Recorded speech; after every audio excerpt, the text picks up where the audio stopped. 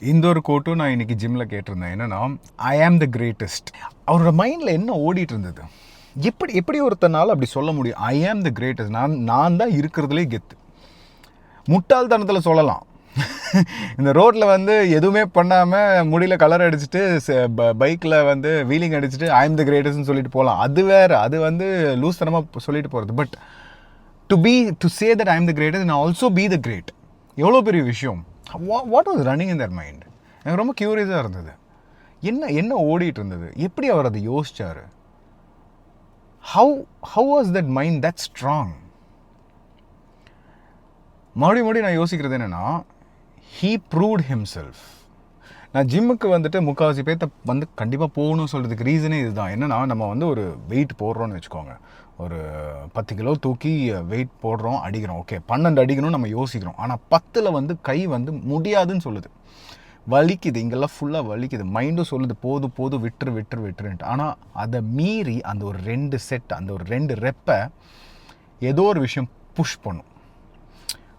முடியாதுன்னு அடிச்சு தான் அப்படின்னு சொல்லிட்டு அந்த 10க்கு மேலே அந்த 2 அடிப்பீங்கல்ல, that builds a muscle in your mind. That builds a muscle in your mind. என்னால் முடியும் அப்படிங்கிற ஒரு விஷயத்த.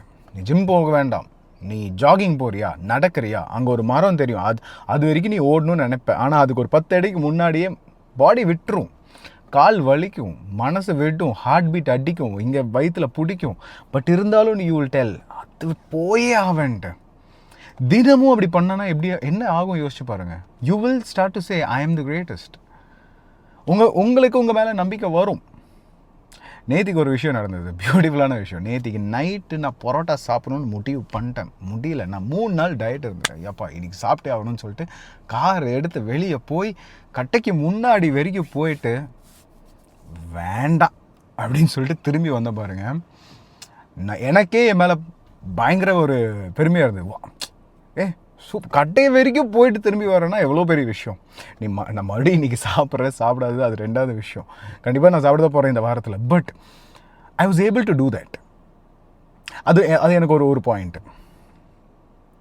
So to you think you are the greatest?